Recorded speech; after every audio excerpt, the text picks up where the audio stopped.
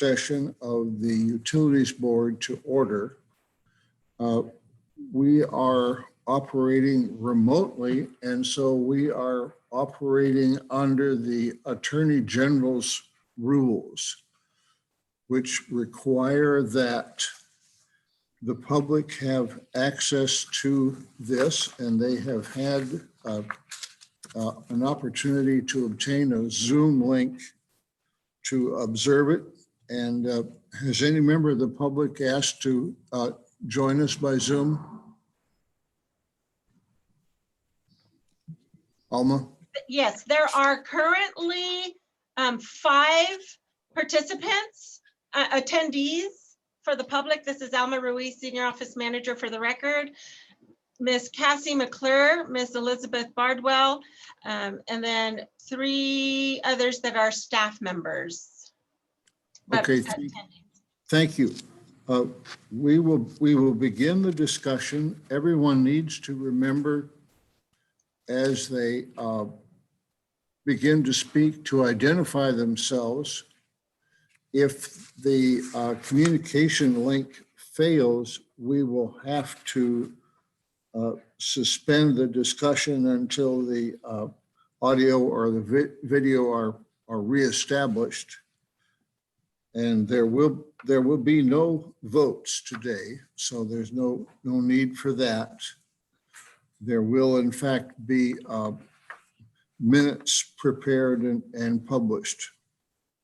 And I believe that covers all of the elements that the AG asked us to cover. What I would like to do today, you'll recall from last month, is that this is an opportunity for the board to discuss among itself what our values are, what our desires are for the future, and to give each of us a chance to share those with the rest of the board. But to begin with, Shoemaker and Associates has prepared an update for us on the Water Supply Action Plan as of today. And so, John or Annie, would you present that update? Well, thank you, Mr. Chairman. This is a presentation that Annie prepared, so I'm going to ask her to proceed with it if you'll let us. Thank you. Yeah, this is Annie McCoy with John Shoemaker and Associates. Thank you to the chairman and commissioners for the opportunity to talk with you briefly today about the progress we're making on the 10-year Water Development Action Plan. As you're aware, this action plan was developed by John Shoemaker and Associates in coordination with Adrian Widmer and Dr. Garcia as a follow-on to the 40-year Water Development Plan.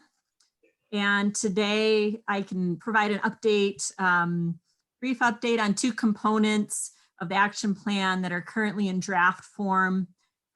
It's the study of aquifer storage and recovery, or ASR, with reclaimed water, and the study of groundwater availability for the Mimbres Basin for a groundwater importation project. So we can go to the next slide.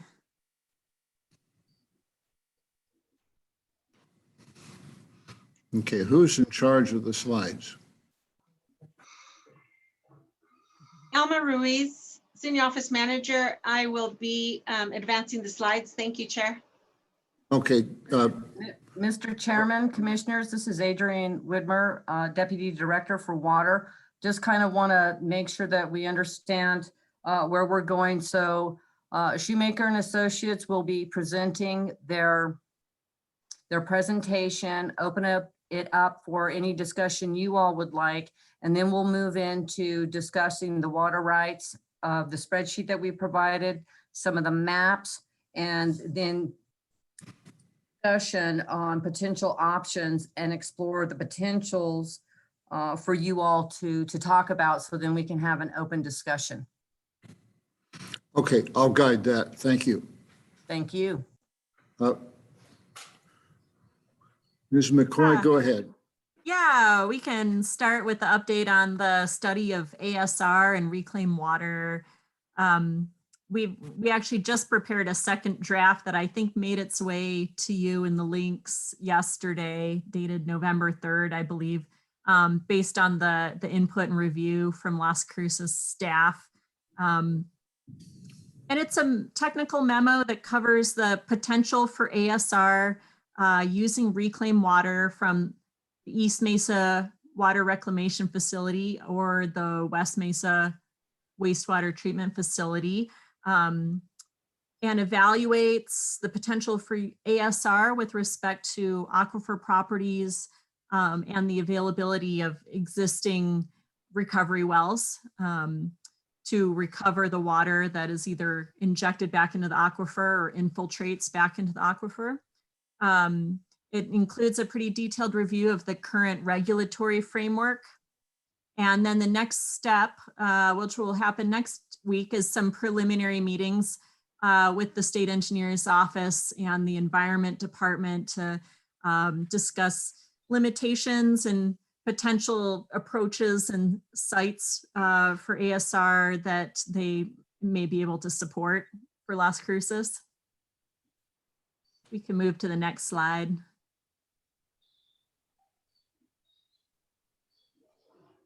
So we're looking at potential for aquifer injection or vadose infiltration of reclaimed water from the East Mesa Water Reclamation Facility and also from the West Mesa Wastewater Treatment Facility.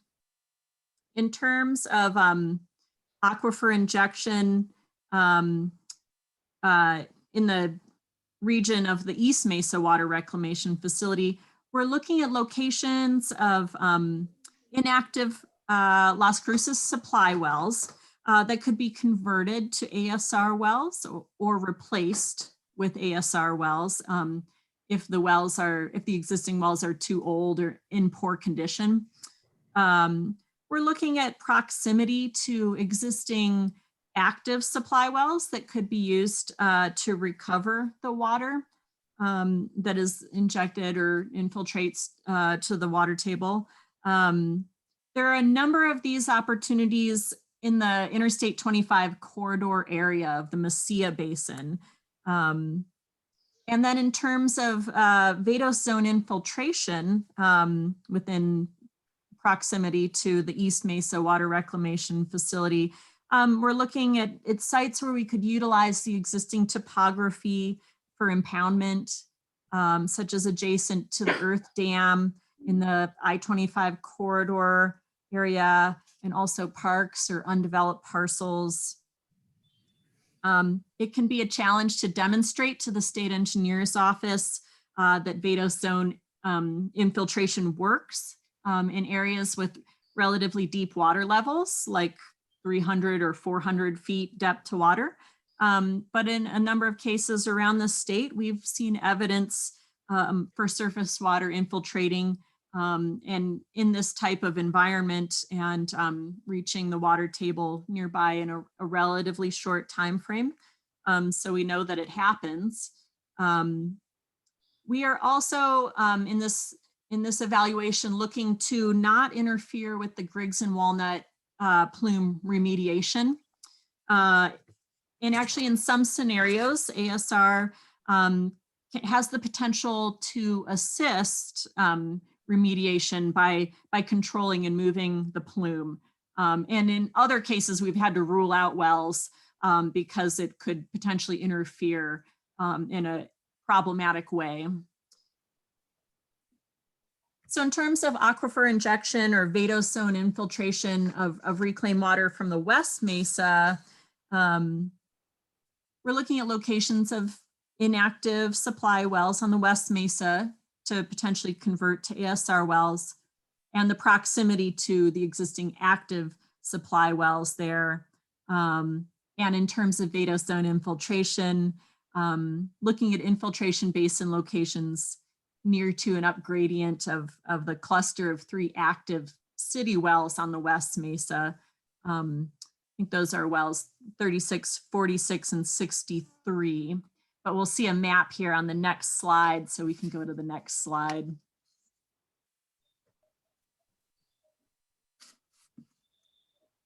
And so this map shows the city's active and inactive supply wells. There's a white outline around the Interstate 25 corridor area in the Mesilla Basin. And you see a lot of yellow squares in that area, which are the inactive supply wells, which we evaluated for ASR potential. And some of those have pretty good potential and are close to the East Mesa Water Reclamation Facility. For example, existing wells 54 and 57, which are kind of hard to see, but they're within that white outlined area, and they're kind of on the east side of it. You know, we also looked at some inactive wells on the East Mesa, the former Mesa Development wells under LRG 5039 et al.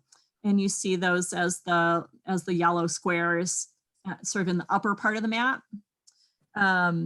Those are, so we have identified a well there that would have good potential. Unfortunately, they're a little bit distant from the main part of the East Mesa well field where we've seen higher rates of water level decline. And so, you know, wouldn't necessarily be so beneficial in offsetting the observed water level declines there. And in every case, you know, a first step would be evaluating current well condition to see whether the well is in good enough condition to be converted to an ASR well, or whether we'd need to drill a replacement well at that location. So we can go ahead and go to the next slide, which is a table summarizing the potential for ASR application at inactive supply wells. And most of these opportunities are in the I-25 corridor area, as you can see in the second column on the table, within pretty close proximity to the East Mesa facility. And you look at the third column, unfortunately, many of these wells are quite old, dating back to the 1960s. If you look at the last column, you see that some wells with an N for no have been ruled out due to potential effects on the Griggs and Walnut plume remediation, or lack of a recovery well within close proximity. Some wells have been ruled out for injection, but could serve as a recovery well due to close proximity to another well that may be good for injection. And well condition has already been assessed for a couple wells, and we know that a replacement well would be necessary, as in the case of well 10, the first one listed, and also well 23. The condition of those wells has been evaluated more recently.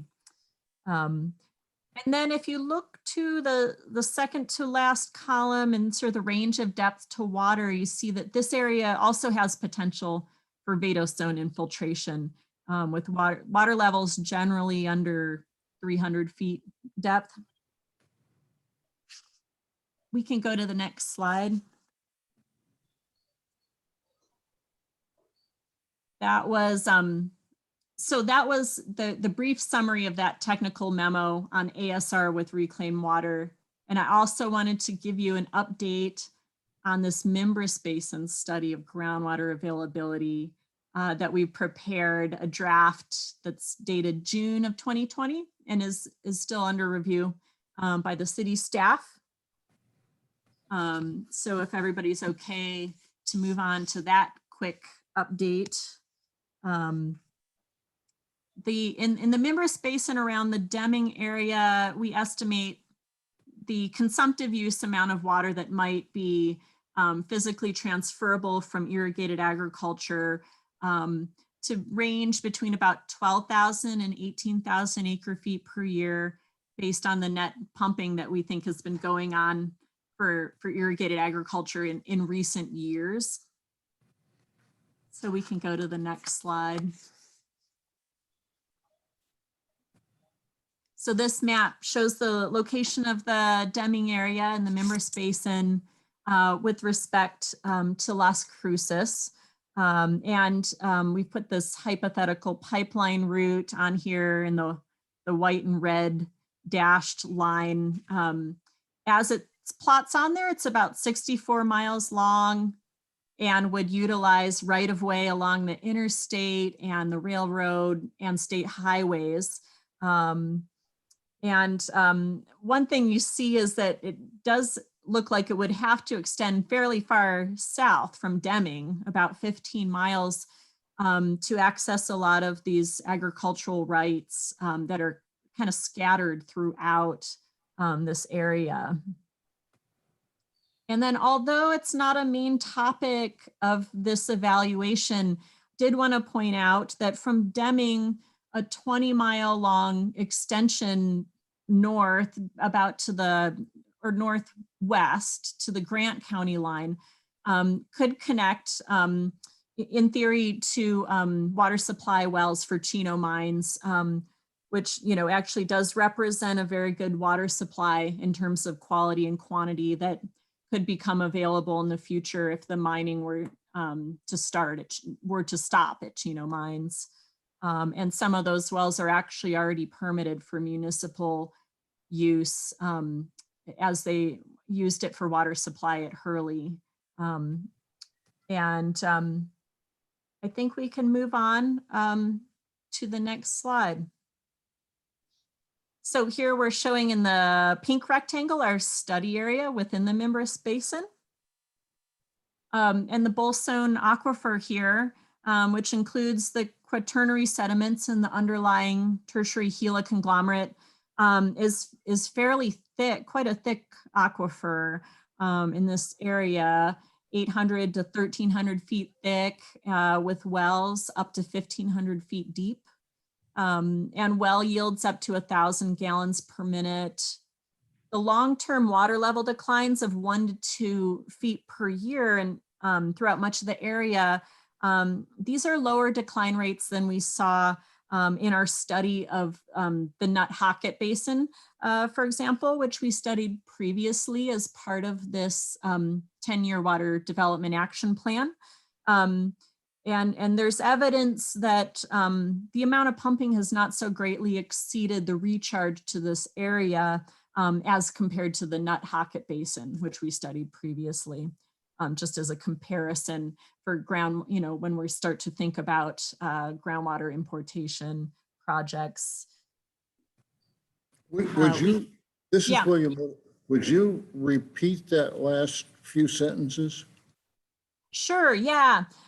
So these water level decline rates of 1 to 2 feet per year in the Deming area are lower than what we saw in our study of the Nuthocket Basin, where you're seeing more like 3 feet per year, pretty consistently throughout that area.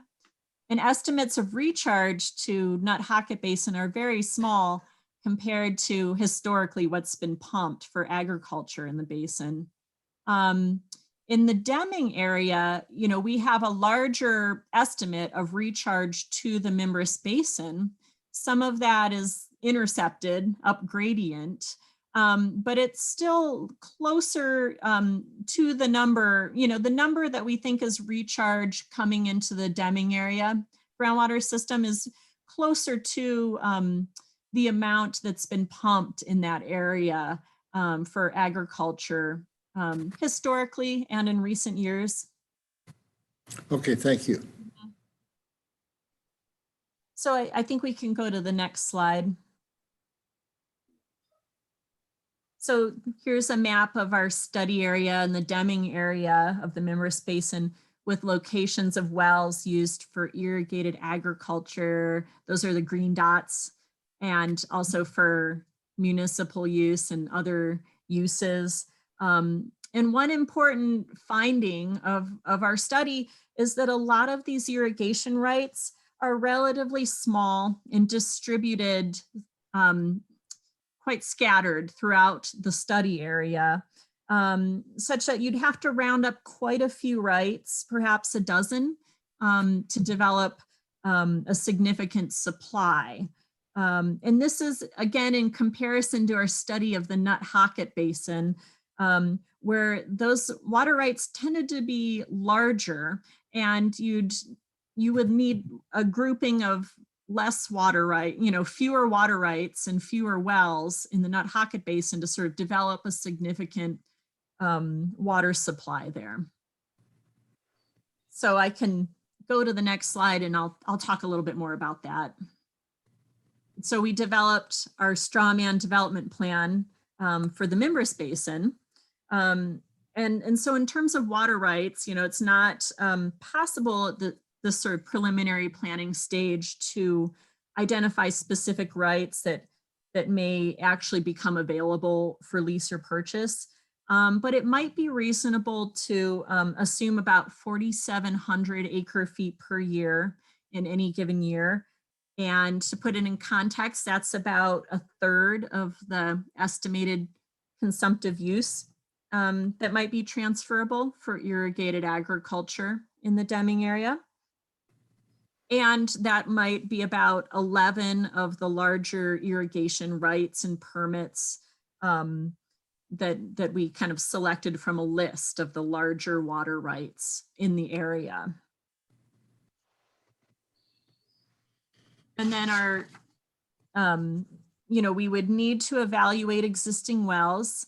Again, in comparison to the Nuthocket Basin, we would need to evaluate more wells associated with more smaller water rights scattered throughout the basin. So this could take several years to access and eventually, evaluate over a dozen wells.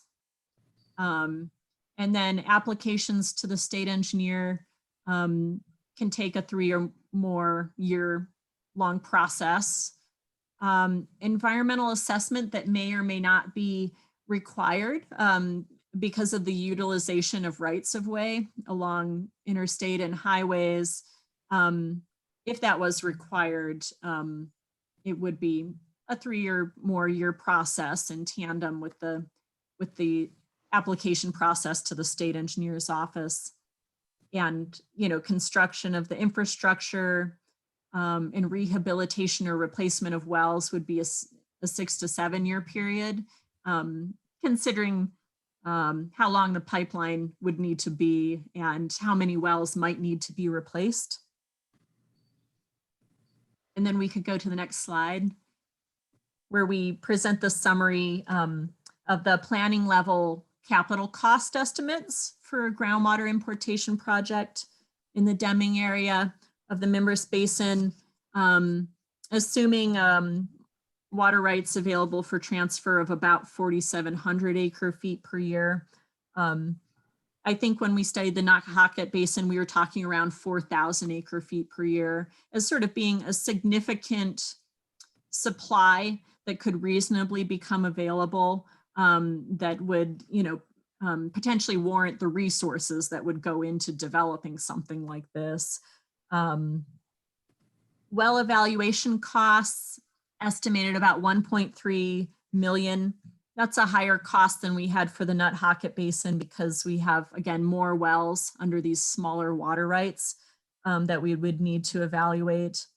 Water right purchase cost, about 9.4 million plus the 400,000 that we estimated for transactions, about 9.8 million total.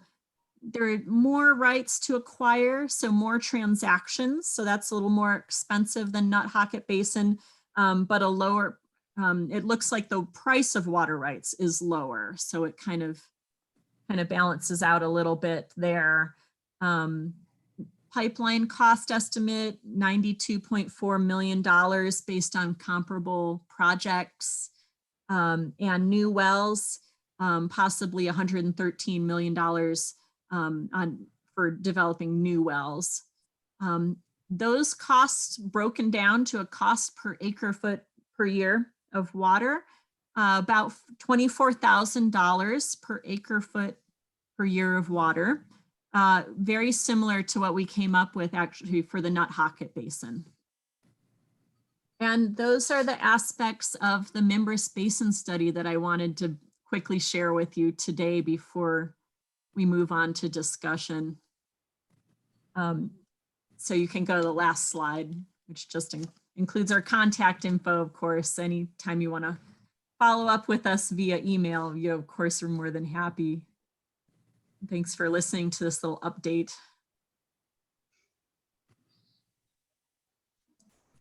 Okay, this is William Little. Do we have comments or questions about this first part of the afternoon?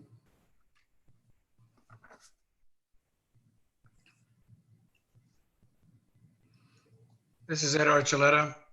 Go ahead. Yeah, on the aquifer storage and recovery, you don't show any treatment costs yet. Have you done any work on that? No, we're part of the preliminary meetings with the Environment Department is to get a better idea on that.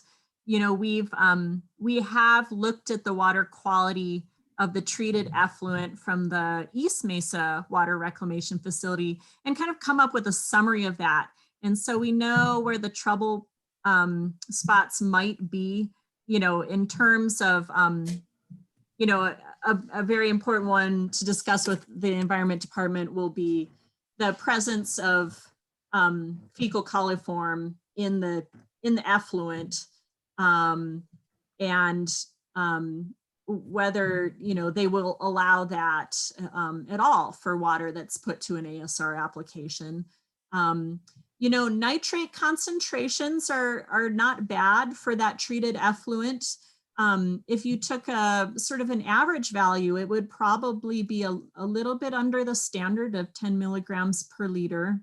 And another question for the Environment Department is the total dissolved solids and the sulfate concentrations. Right. In terms of drinking water are secondary non-enforceable standards, but they may hold us to the discharge standard. And again, for TDS, we may meet that if they will accept, say, an average of many samples, or does every sample have to meet the standard? You know, we're looking for a little bit more information from the Environment Department to get an understanding of what level of treatment would be needed for different ASR applications. So hopefully we can get some clarification on that even next week on Tuesday when we start to discuss with them. Okay, thank you. Mr. Okay, Chairman, Commissioners, this is Adrienne Widmer with Deputy Director Water. Just wanted to update you. One of the things that Kelly mentioned was a meeting with NMED, which we do have a meeting with them to actually go over some of the water quality standards and some of the other requirements. We felt that that would be prudent before we had them go any further on trying to figure out what kind of additional treatment would be required. Thank you. Thank you. Anyone else? Okay, this is William Little again. Some of the ASR practices will require legislative action. And the city of Albuquerque, or the water authority, Albuquerque Bernalillo County Water Authority, are working on a similar issue. And are people, in fact, walking the halls of the Roundhouse, working on legislative initiatives that will allow us a freer hand in all this? I don't know, maybe John has a better sense for that. I don't think so, Chairman Little. I think right now, I think the state engineer permitting process requires very strictly limited category of water rights that can be part of an ASR project, and I think we would like to see that broadened. But I don't know who, if anybody, is stalking the halls of the Roundhouse to do that. Okay, I read those requirements, and I would think that it's too late for the 2021 session. But by the 2023 session, the city of Las Cruces and Albuquerque and a few other interested people are probably going to need to get moving. And Delilah has a question.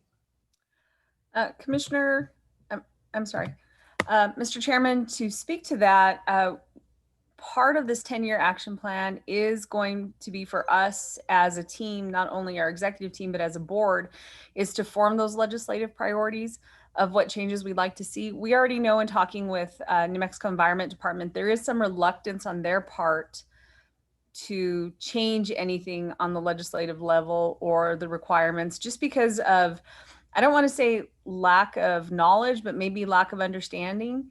And so that's why we've been talking about possibly doing a pilot ASR and doing some test projects on our side with their blessing, meaning that maybe we do an injection at some of our well sites, do a pilot project on what water we're pulling out and how that works in order to have a scientific study to support that. But with this 10-year action plan, we're also going to be exploring what those legislative changes need to be. And so my plan was, once we go through this process, is to identify that in the next year. The 2023 legislative session, unfortunately, this type of item will not be germane because it's only a budget or a money session. Now, of course, if it's something important to the governor, she can put it on her call and we can get it through that way. But we really should be starting strategic planning for lobbying and that legislative change to present that in the 2023 subcommittees of the legislature for the 2024 session. So part of this process in the 10-year action plan and understanding what needs to change, how it needs to change, and how it will impact our agencies, you are absolutely hitting the nail on the head. And that is something we do plan to prepare for in the upcoming sessions. Okay, thank you. I slipped a year, obviously. And as you prepare for this, do remember that you could have some friends in Bernalillo County. Any other comments, questions? Okay. One of the things that I did want to do today was to give the board members a chance to share some of their long-range concerns. I know Commissioner Carmichael was worried about actually quite a laundry list of items that were going to have to be taken care of as our planning went forward. And I do not have that laundry list with me. Are there, Adrian, go ahead. Thank you, Chairman, Commissioners. Well, one of the things I'd like to do, if you don't mind, is kind of move more towards what we had discussed just a little bit earlier, was to go ahead and show you a little bit of the water rights. And I think as we go through part of this discussion, some of the questions that Commissioner Carmichael had will actually be answered or give you an opportunity to think about those, if you don't mind. Okay, then do go ahead. Do remember that nearly all of us are literate, and we did get this information yesterday. Mr. Chairman, Commissioners, exactly. And I know it was a short time frame, but right now you all have been provided the 4 drafts of the different things that we have provided, including the water level monitoring, the Corralitos, not Hocket, now the ASR and the Mimbres. And so after this meeting, you all will be able to look at those, mill through them, make comments, whatever it is that you think. As we're moving forward, this is just to give you an understanding of potential options and explore potentials. So I'm going to attempt to share my screen.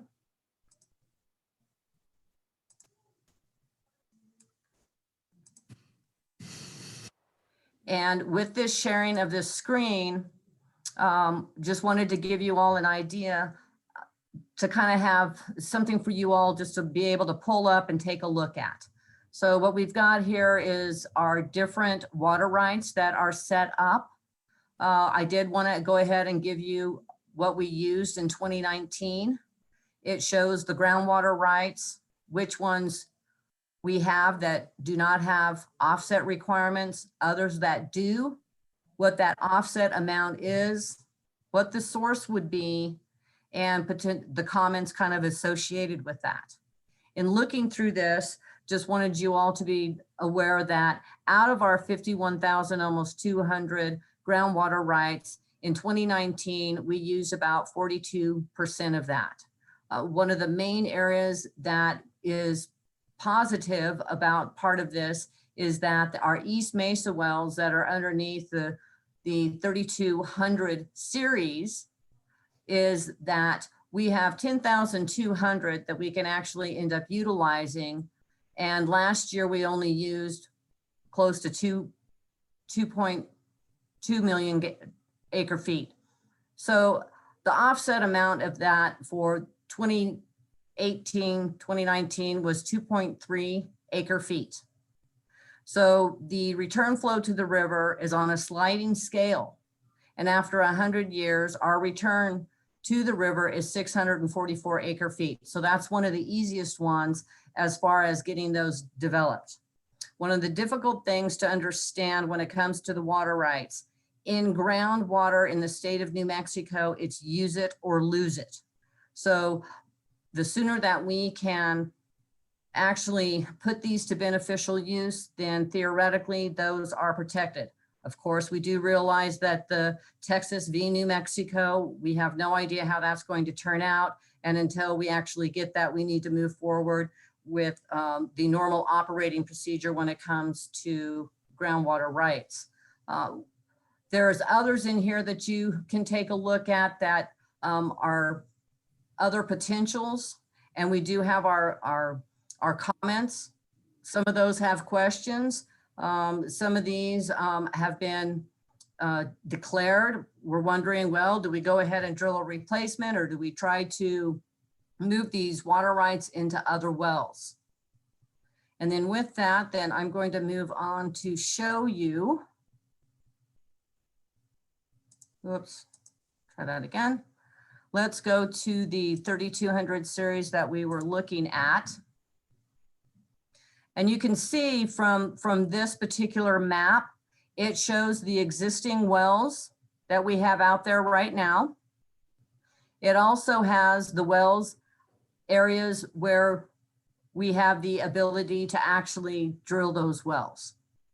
And one of the things when we were talking about the water level monitoring and being notified as to exactly what's going on, one of the things in talking with Shoemaker is that if we get some of these other wells drilled, that takes off additional stress on these other ones that are closer by.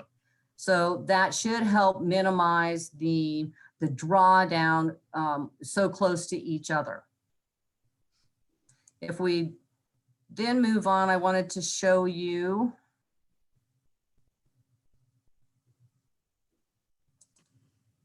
our West Mesa permits.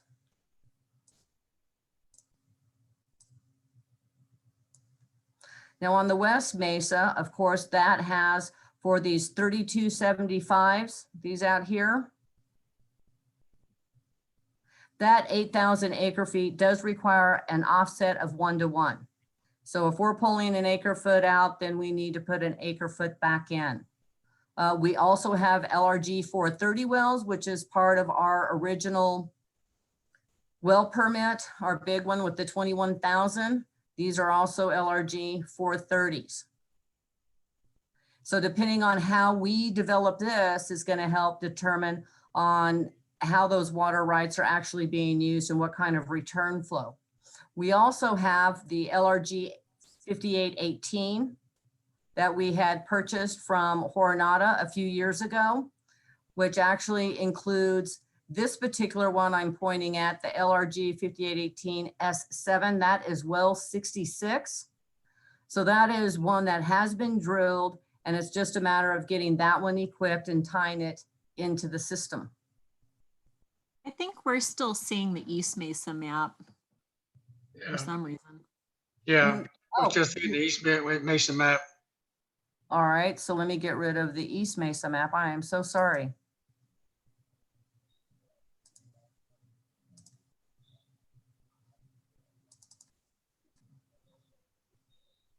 Do you There see you what go. now? Oh, yeah. I'm sorry, through that entire discussion, I am so sorry. I saw it, so I'm sorry you didn't. But that's going through. So here's the well 66 that I was discussing.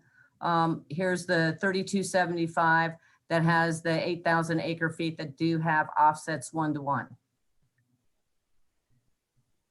So then I'm going to stop sharing that one and then bring up, I think those were the only other two that I was going to show other than the spreadsheet. So with you all having that kind of information, wanted then to have more of a discussion for you all.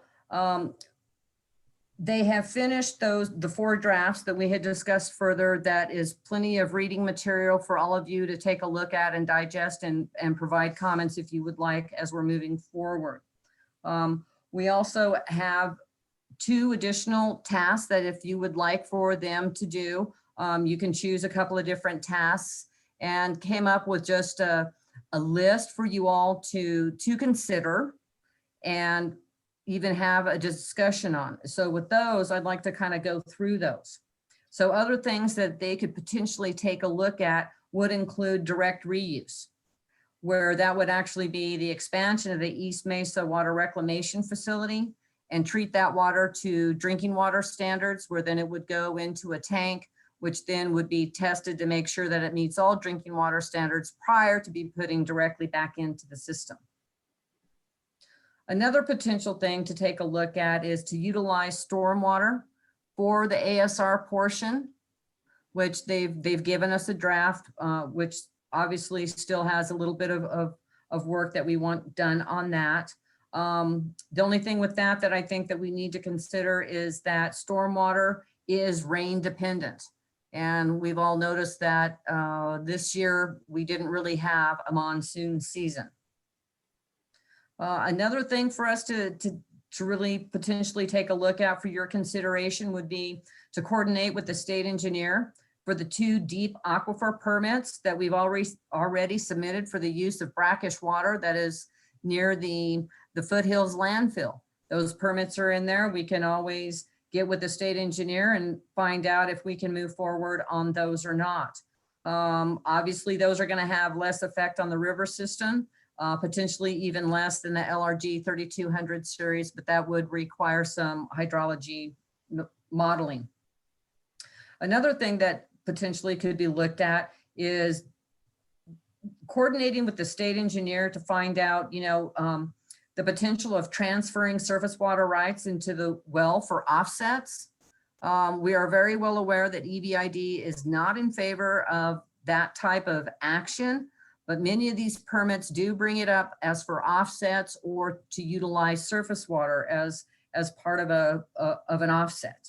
That would require coordination with the state engineer and potentially EBID. One of the things that may actually end up getting affected is that a lot of times once you take land out of production and utilization of surface water, what EBID will do then is they will modify where their actual service area is so that they can maintain their 90,640 acres for irrigation purposes. So just because we transfer surface waters into wells for offsets doesn't mean that EBID is going to be using less water. Something else that has the potential to be discussed is to work with other nearby water systems to develop perhaps a water authority. That's always good to do, but when we really think about it, because the city has, our rights are older, so we have a lot of seniority, is that the city may end up actually benefiting the other water systems. And ultimately, it's not going to bring additional wet water into the system, of which I think is part of what we're trying to accomplish. Another thing that we could do is perhaps work with the legislature to limit growth of permanent high-use crops, such as the pecans, as some of you have brought up before. Obviously, that would be controversial, and it would require a recommendation to City Council to push forward that through legislative purposes, if that's something you would be interested in.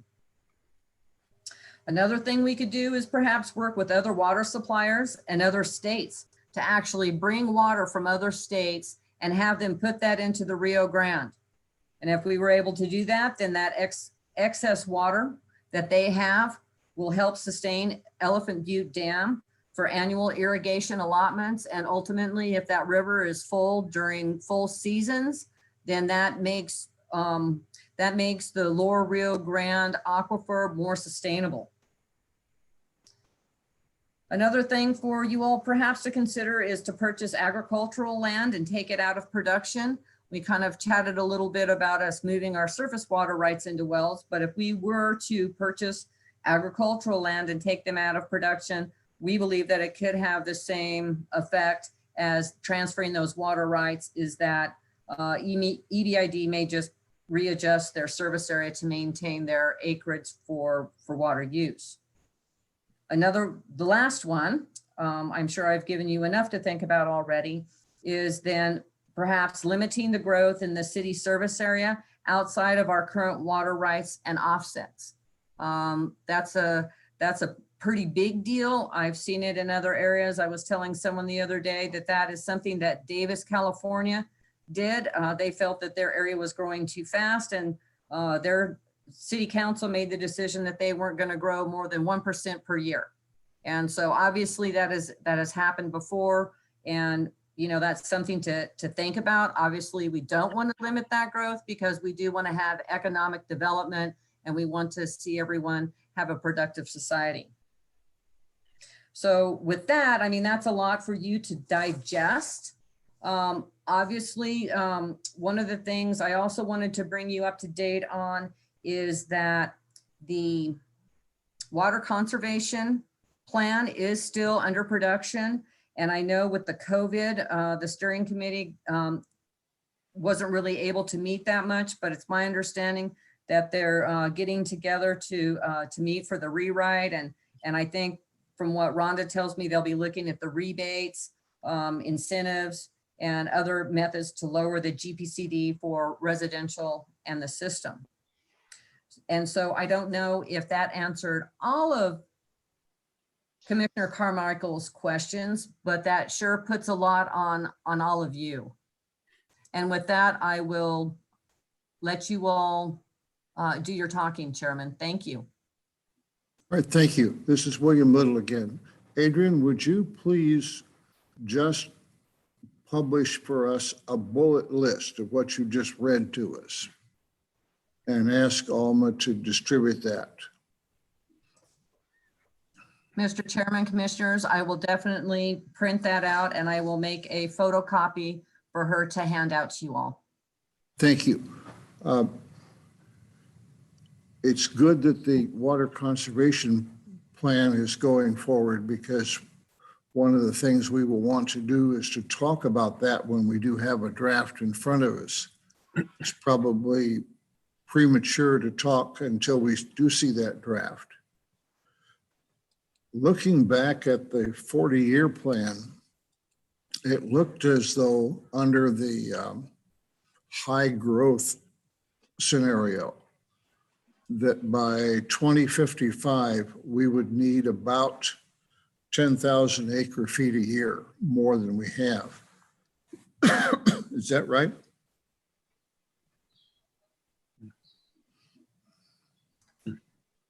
Mr. Chairman, Commissioners, I would need to actually look that up. But right now, when we're taking a look at what's showing up in the 40-year water development plan, is that although we're having growth, we're still showing that people are working harder at conserving. And so we're still closer to the low to medium growth. So, and that kind of like shows in the amount of water that we're actually using, is that's staying pretty constant. Okay, then perhaps, and it's, I think it's figure 8 in the plan. Perhaps it's time to revisit that particular figure. It's what drives all of this planning, is what are we going to need by the end of the period?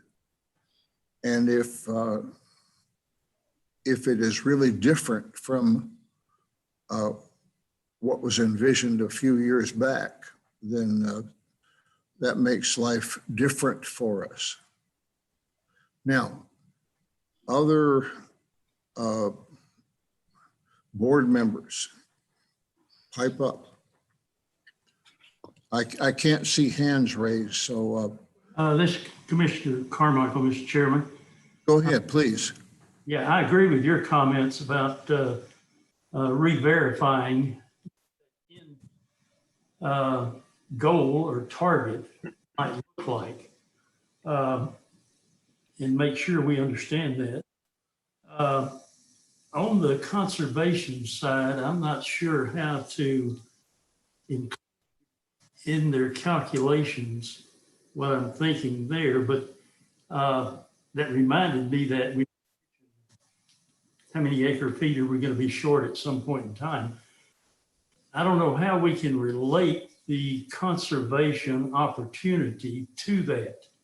In other words, how far could conservation take us toward that with an all-out effort, including incentives or whatever might be possible? So I would encourage the conservation folks to try to relate that in some way to how far that might get us toward our goal. Otherwise, we need to do it anyway, but we need to know that. The other, I had a question, I guess, about, you mentioned the brackish water in the East Mesa landfill. I don't know what the state of technology is with desalinization and all that, but if there's any information on that, when you summarize some of your comments, I would really be interested in understanding that a little bit more. My only other question, I guess, goes to Mr. Shoemaker.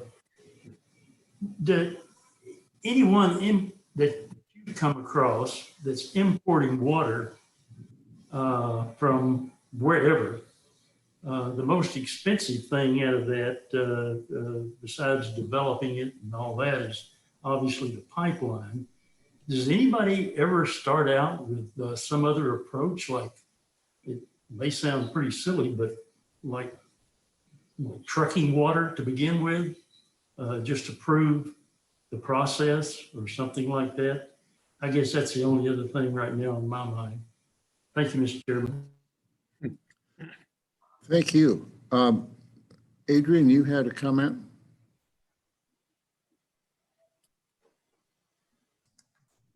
Yes, Mr. Chairman, thank you. One of the comments that that I think that Commissioner Carmichael had is a very excellent one on the conservation side, and how is that going to relate to the water use. And one of the things that Rhonda and I have been discussing, that she is now having discussions with Lee Wilson and Associates, is to say, if we get our GPC down in accordance with the 40-year water plan and what the conservation plan does, what does that really mean? How many acre feet a year are we actually end up saving that can move forward or to be used for increased population? How much farther along will that make us? And so Ron and I were talking about that, and she was going to talk with Lee Wilson and Associates to actually discuss that. I'm thinking that's what you meant, Commissioner Carmichael. And if not, please correct me. Yes, that's correct. Thank you. Okay, anyone else? Mr. Chairman, this is Ed Archuleta.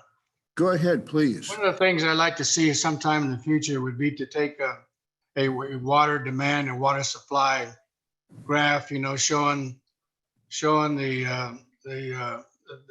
three assumptions that are in the 40-year plan, but the Water Conservation Committee is using the low growth right now, using low growth for predicting how much water we might be able to save.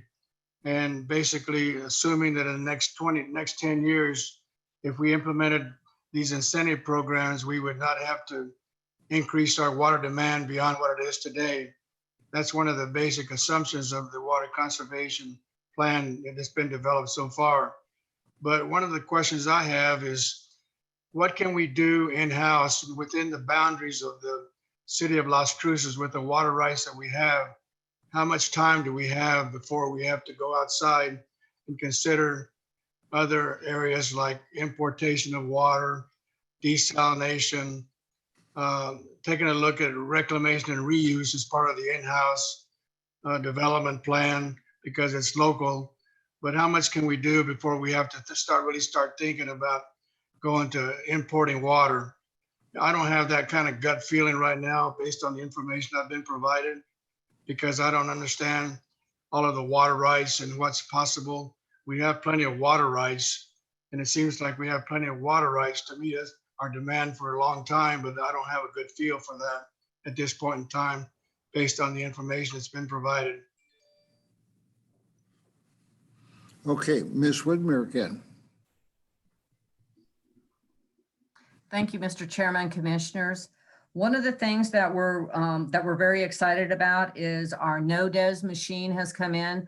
Probably one of the things that Rhonda has probably told you all,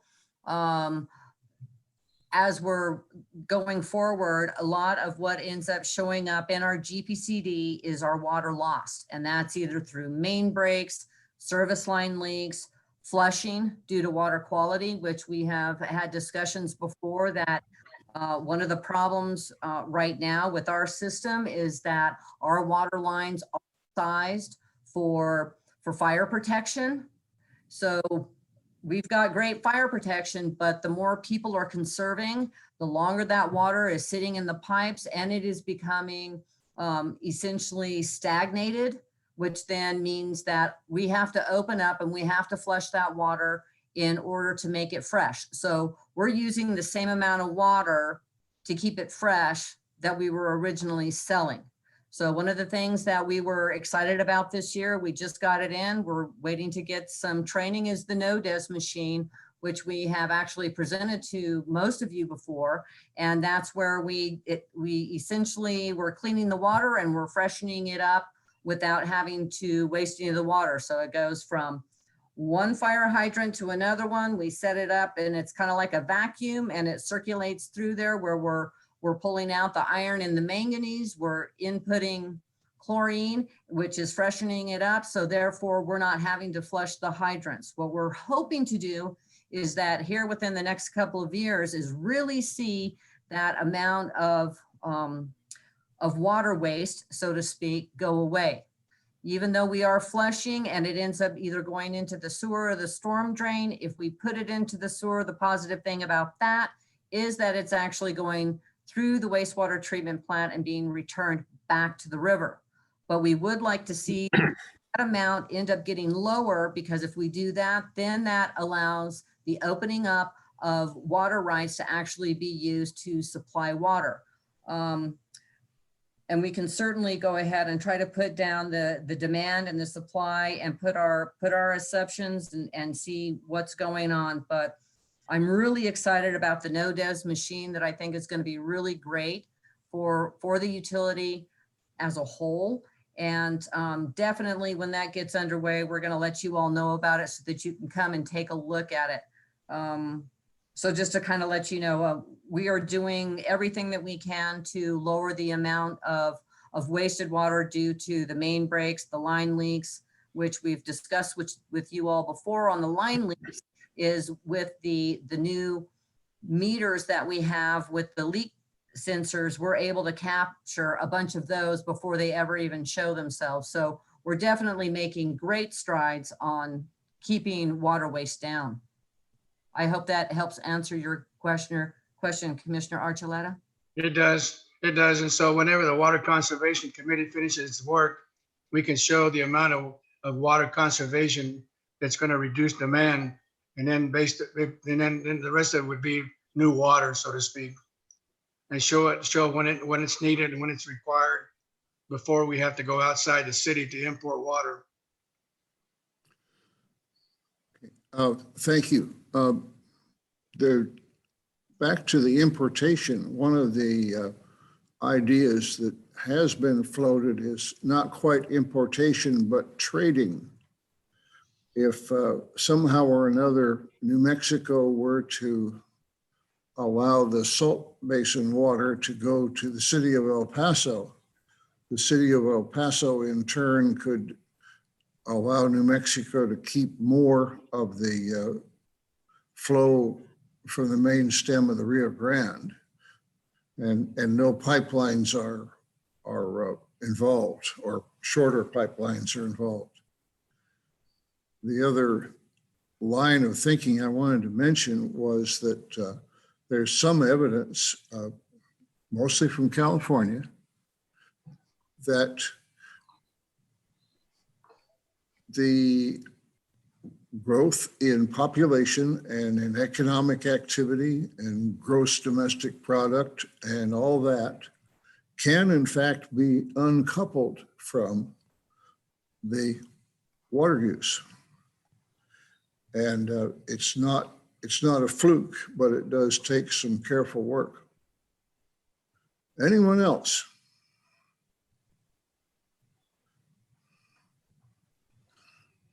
I noticed that Commissioner Sorg and Commissioner Bencomo have also joined us. Thank you for catching up.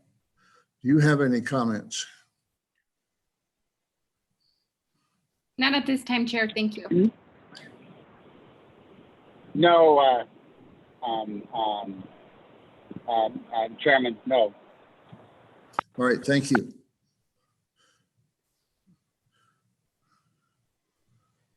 Dr. Johnson, you've been silent today.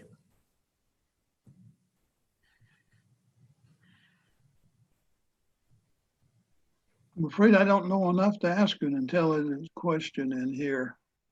I need to study this a little bit further before I can really bring things forward. Okay. All right. We've been going now for just a little bit more than an hour.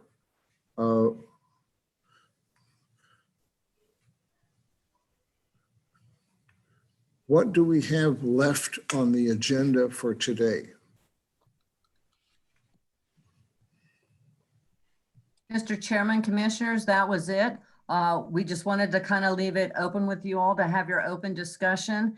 If you all do have a couple of items you would like Shoemaker and Associates to look into a little bit further, you can either wait now or you all think about it and have a discussion at the board meeting to let us know what else you would like them to do. Otherwise, we will just wait for you all to continue forward in reviewing. And then if you want another work session to talk about it some more, we certainly can. In the meantime, we will also be taking a look at some of these other questions that you all have so that we can come and talk to you a little bit more about the comments and questions that you all have provided. Okay. Delilah Walsh, you have more for today's agenda. Mr. Chairman, Commissioners, I just want to, I'll take off my glasses. I know I'm reflecting the computer screen, but I just want to reiterate for today's purposes, we really do want to hear from you all if there are options that you want us to pursue. Obviously, as Adrian mentioned, the perfection of those Jornada water rights is a priority for us. And actually, Carl is working on our master plan for the entire utility. And part of that master plan will be the plan of how to put those water rights in use. Followed by that, of course, is going to be well improvement and full development of the well fields that we have available to us today. And so they're all expensive options no matter what. But we are going to have to start being very out of the box and very creative and very collaborative when it comes to other users throughout the valley. So if you have any suggestions or things that we need to pursue, whether it be an expanded partnership with agricultural users, reclaimed water to ag, anything in that effect or that you see beneficial, that's what we want to pursue. It's a big elephant and it's an expensive elephant, but it is something we need to address. So we're in a good path now in the sense that our Water Conservation Committee is doing good work. And once we have a better handle on what those projections are going to be, coupled with the growth of the city or the projected growth of the city, we're headed in the right direction. But I just want to encourage you, if there's anything you need us to pursue or anything that opportunities you think we have, please let us know. Right.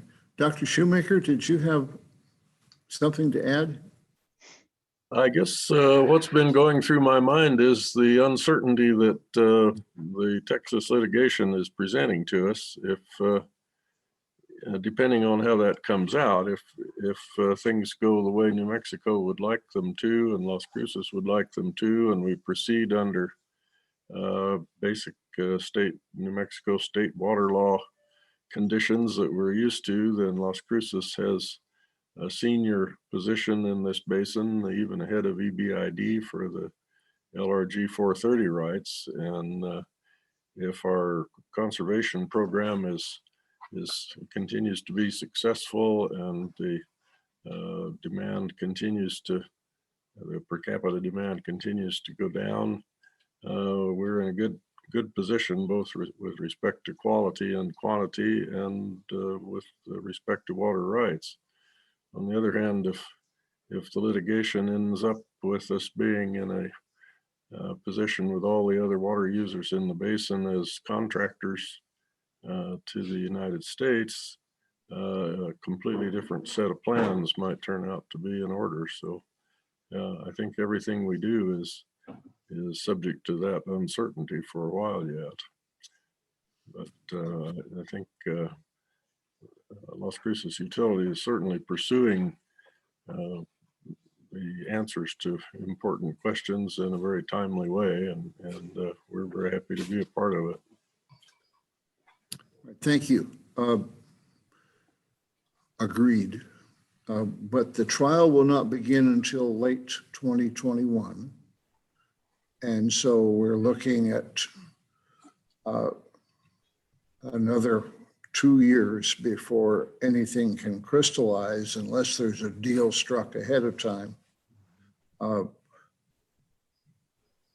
Let me attempt to speak for the board without calling any votes or any decisions. The department and its contractors have got several items that are in progress.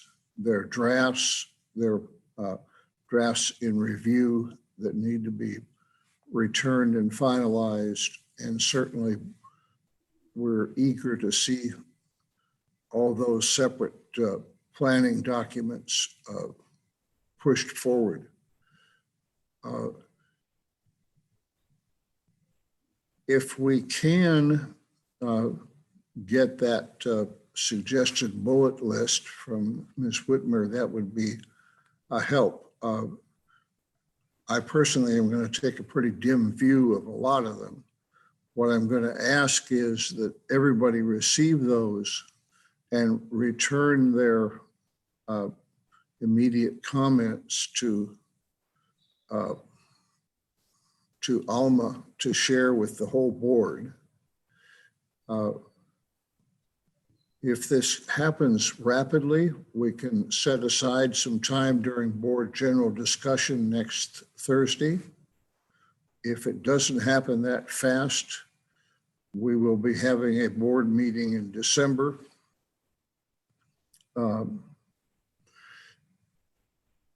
And I would anticipate that there was no need for another work session on all this until at least January. But by all means, let us circulate a bullet list of possibilities and return our comments again to Alma to share with us all. And we'll see how many comments we have accumulated by next Thursday. And if not, then a month later. Meanwhile, the sense of the board is that important discussions and important planning is continuing, and please do so. And if any great revelations occur to us, we will be sure and share them. Anybody have any final comments? Delilah, will get to you at the very last. Okay. Okay, seeing none, Delilah Walsh gets the last word. Mr. Chairman, I just want to emphasize, I very much appreciate this discussion as well as the board's efforts to push through this 10-year action plan.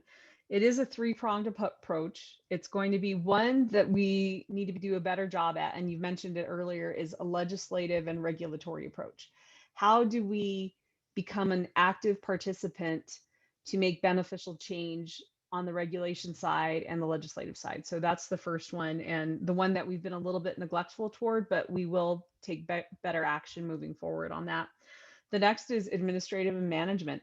It's not just about the water, but it's how we manage the water, and the reclamation projects, the ASR projects, conservation projects, those all fall under that prong. And so that's another opportunity for us to continue exploring. And then of course it's the hydrogeological, and that's what we have our consultants on board for, to see what those possibilities are. So if you just keep thinking of it in that framework of that three-pronged approach, I think we're ready to go, and that would be a great direction for us. Okay, thank you. Then without objection, we will close the work session and look forward to seeing everyone at 3 p.m. next Thursday afternoon for our regular board meeting. No work session in advance of that meeting. Okay. Thanks again. Thank you. Thank you.